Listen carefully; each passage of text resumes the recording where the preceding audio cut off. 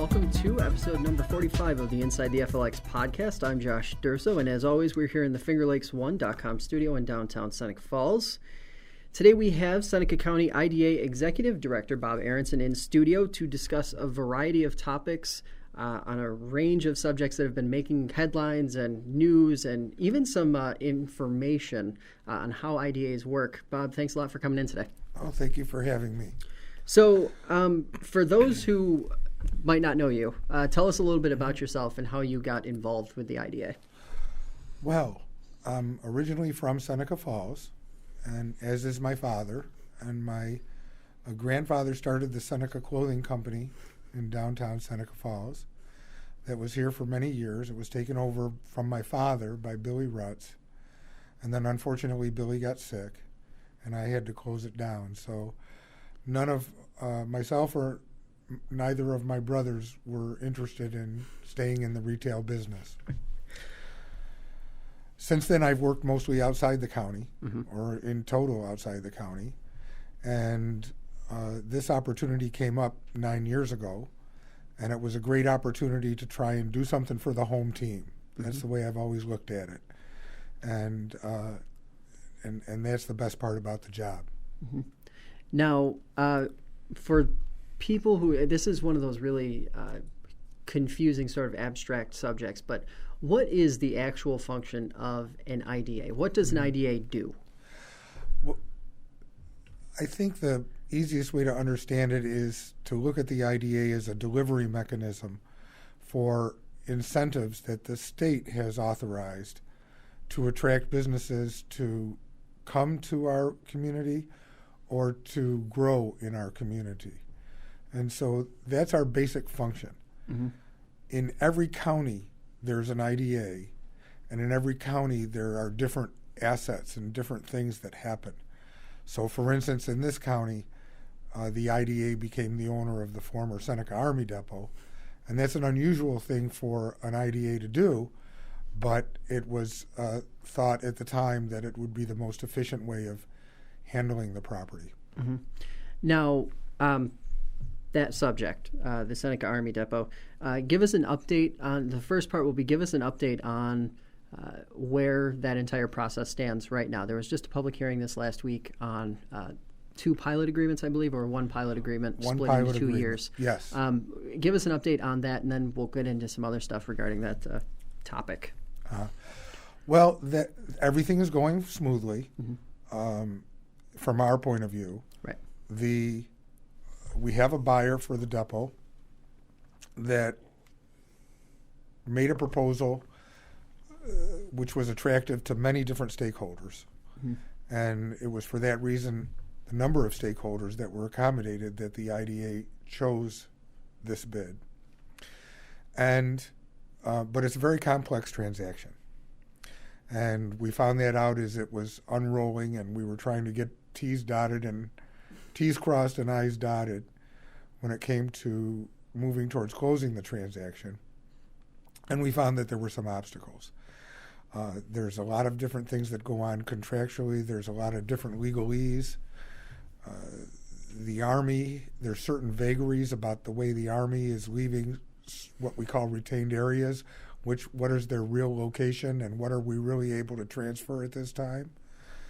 And because of that process, and because of what everybody knows, that the depot carries with it a very large assessment, our lawyers advised us to structure the deal as a lease to own.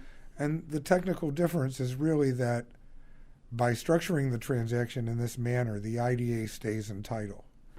And the IDA, by staying in title, that's what triggers our being able to apply a pilot agreement to the property. Now, one of the questions that had come up, it seemed that much of the confusion or much of the uncertainty sort of lingered around the assessment or what the property was assessed at. Talk to us about that and how that sort of came to be during the process. Well, we wish we knew where those assessments came from, but we only are assuming that they came from the days when the Army was actively using the place, and the depot was a very busy place. Yeah. When I was a kid, the depot was a very busy place. We don't know where they came from. We knew of them before we started the bid process. We knew it would be a speed bump in the sale process, depending upon how the buyers went about structuring their bid.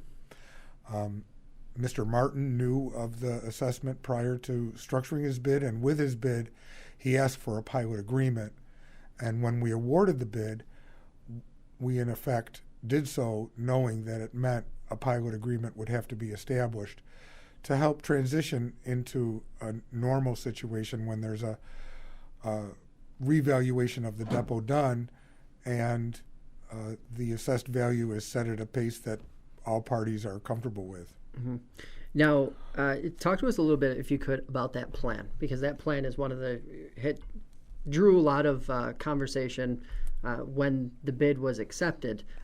It's a really expansive undertaking. What Earl Martin is looking to do. Talk to us a little bit about not just the actual nuts and bolts of it, but what it was that was so attractive to the idea.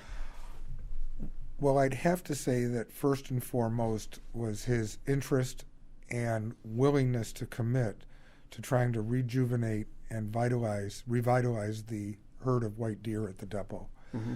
That means so much to so many people, including myself. Right. You know, as a kid, I enjoyed and still do enjoy the white deer. So that was at the forefront of our minds, and we didn't know how that could be accomplished, and Earl Martin came in with a plan for that. Mm-hmm. The second most important part of his bid is the economic development aspect. He plans to, or he hopes to build a factory there at the depot to move his current business and to expand his current business dramatically. And he has prospects for as many as 200 jobs within a 10-year period. And that was a very attractive and compelling, made a very compelling case for accepting his bid. Mm-hmm. Now, if you could, or if you want to, respond to the onslaught of criticisms that the IDA has received. Obviously, you are involved with it every day, so you see the process playing out, and it's a process that takes time. If you could just respond to some of the concerns that have been brought. I think one distinction to make that's important is it's not the process that's changed. It's merely the structuring of the transaction. And people who've been involved in business dealings know that after a deal is made, the lawyers go about structuring the transaction. That's what's happened here. Mm-hmm. And I think that that's one of the primary concerns people have is they think the process for the bidding was changed and was unfair because other people weren't afforded a chance to lease with the bid document. And at that time, we didn't know that a lease would be the mechanism to allow us to apply a pilot situation if that was necessary. The positive thing about the lease that I would admit we weren't thinking about when the idea came across is that it's actually accelerating many of the benefits that Mr. Martin brings to the table. It allows him to gain control of the property, which gives him confidence to continue investing, because he has been investing in the future of the white deer by building food plots, securing the fence, and trying to control predators. Mm-hmm. And that is important. He's working with an ecologist that many people know, Keith Tidbull, mm-hmm. to advise him not just about the white deer, but about the whole ecology of the depot. Right. And to try and make it a wildlife attraction for the general public. So that's one of the concerns. Right. Another of the concerns is taxes. Yeah. And in fact, by applying a pilot, taxes will come in sooner because a pilot is taxes. Mm-hmm. It's a payment in lieu of taxes, but it goes to the taxing jurisdictions in the same way that a tax payment would go to the taxing jurisdictions. The schools, the towns, and the county, and village if there was one mm-hmm. that applied here. So if we move just for a closing of the property, a title transfer closing, it could take a year or more before we get there. People are pretty comfortable with that idea. But that would be a year or more before any prorated taxes would be collected, even if the assessment, a revaluation assessment, is put into place in a timely manner. So the second attraction was a speed up of taxes. And of course, the third attraction is the economic development component. He'll have confidence in developing his plans. He'll be able to do some site work that he plans to start building next spring. And we accelerate that instead of putting that off until the actual closing of a title transfer. So it's that acceleration that the lease provides that was a surprise to all of us. And it turns out to be an attractive alternative to the way we were moving forward. Now, another one of the concerns that had been raised, and you guys actually addressed at your last meeting, was the a mix of, I'll call it a mix of transparency and outreach to the public. You guys are actually addressing that now, right? You're moving through the process of getting towards a solution. We've been very active the last few weeks in trying to get the story out. Mr. Martin has been very active in trying to get his story out. And others have come to the table, such as the Seneca White Deer Group, in support of Mr. Martin's plan and encouraging us to move forward as expeditiously as possible in the direction that we're moving. Now, let me ask you this. This is sort of the retrospect question. What have you guys sort of learned or gained from this experience that you would apply moving forward? I've got to think that looking back, you're happy with the way things have gone and things have moved smoothly, but has there been anything where you said, moving forward, this is the way I would think about this as opposed to the way you did heading in? Well, that's an interesting question that hasn't been posed to me. So right off the bat, I can't think of anything. We were quite pleased with the way the process went. There was a joint committee formed between supervisors and IDA board members to review the bids. They met several times. They interviewed the key bidders that we thought were most in contention and made a recommendation to the full IDA board. The full IDA board then briefed the Board of Supervisors on our decision and made sure that there were no major objections from them.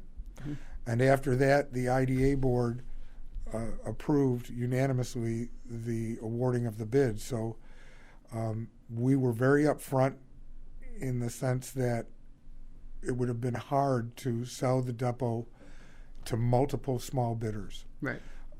Mostly because we had no idea if bids would come in that would allow us to combine small bids into a sale of the entire depot. And that didn't happen. There were some small parcels bid on, but in no way would we have been able to sell the entire depot if we had tried to entertain those. So we entertained the bids that were for the whole depot. We gave preference to those. Now, outside of the depot, there's a lot of other good things happening in Seneca County. As the executive director of the IDA, I would have to imagine you're pleased with seeing the Del Lago development entire. What has been your guys' sort of experience with this, and what is your expectation now moving forward now that they're open for business? Well, we were involved with the casino from day one.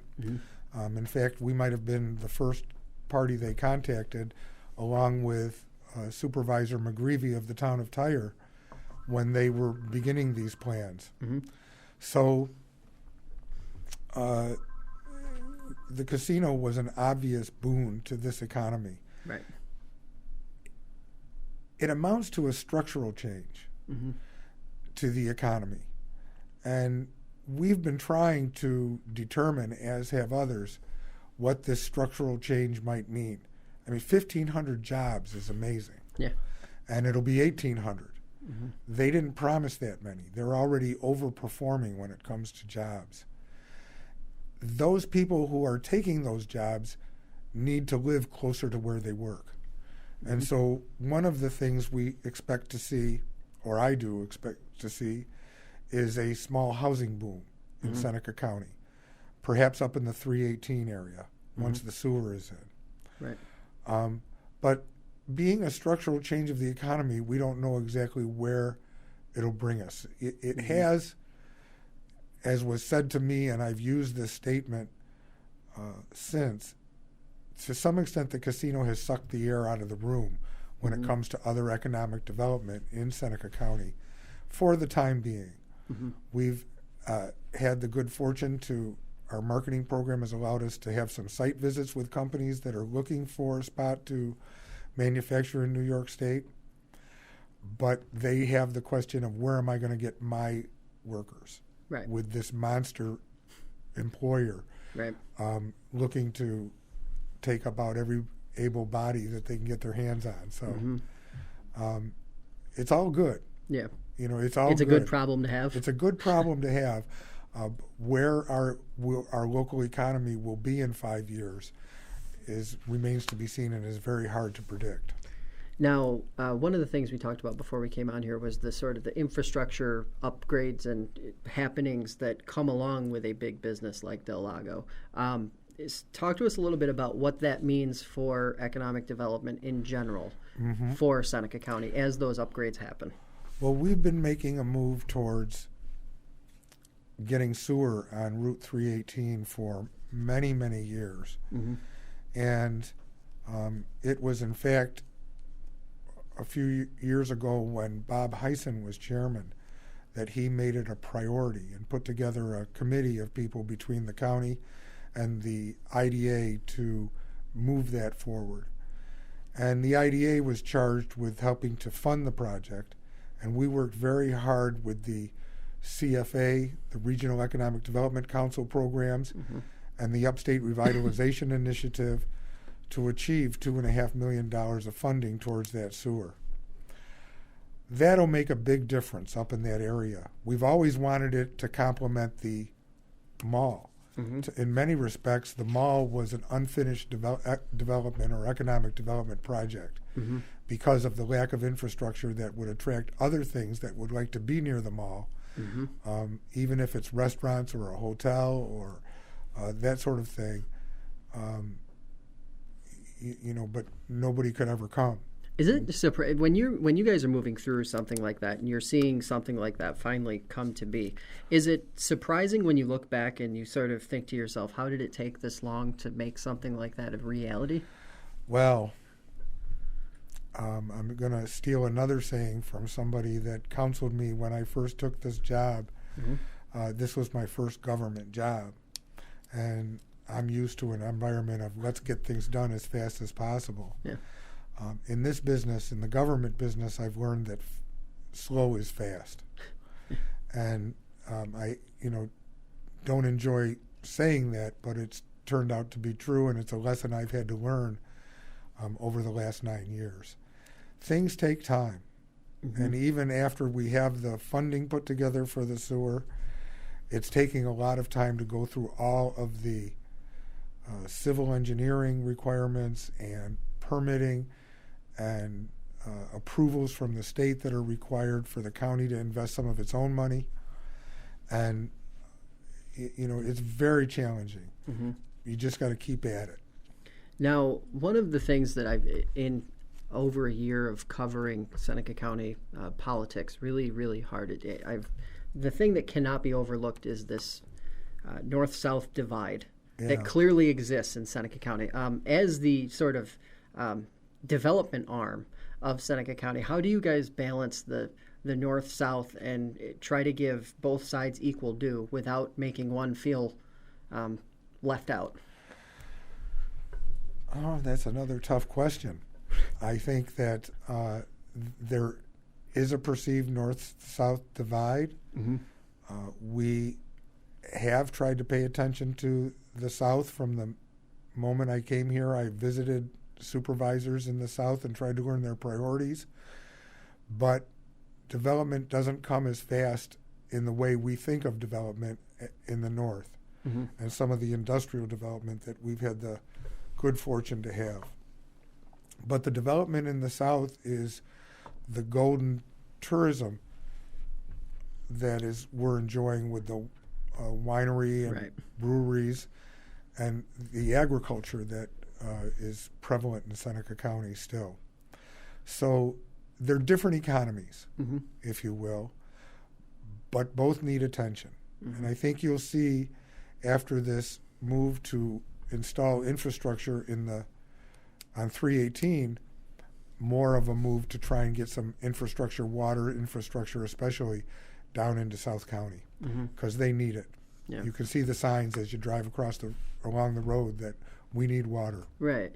Now, speaking to that strategy, you're talking about something that's very broad and something that obviously takes a lot of effort to come up with the right strategy. How does an IDA go about the process of strategizing, coming up with that long-term vision? Mm-hmm.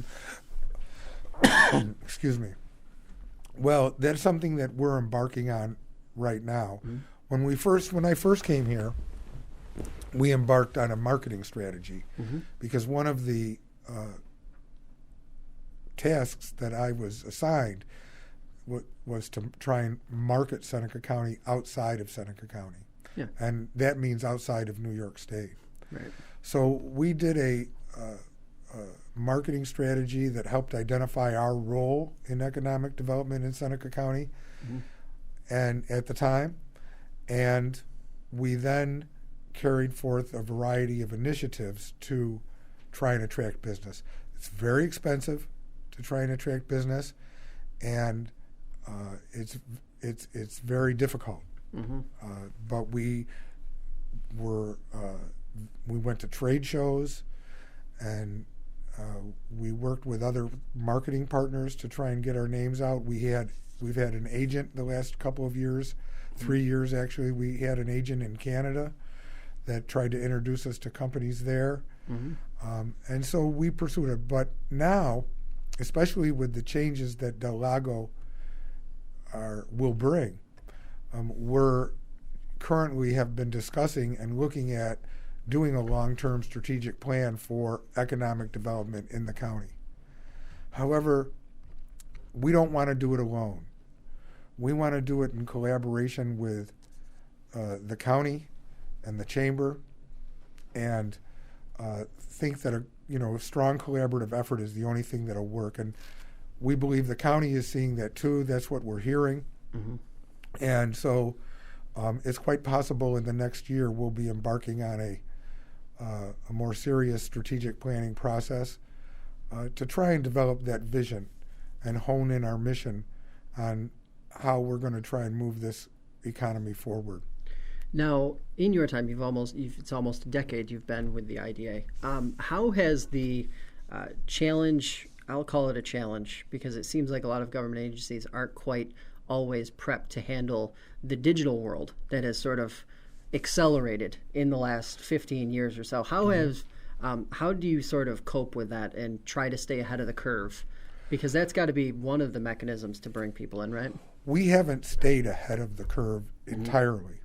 We did build a strong website during the first few years I was here. Site selectors from all around the country go to economic development websites when they're filtering properties. Right. We can tell sometimes that people have been on our website for an extensive period of time, and the primary reason for doing that would be looking at the properties that are listed there. And we sometimes wonder if a site selector isn't looking at Seneca County through our website. But a website is proving to be a little bit stagnant. So it's funny you should mention this, because we're considering trying to get more involved in social media. And in fact, I was looking at a draft RFP for social media and web services earlier today.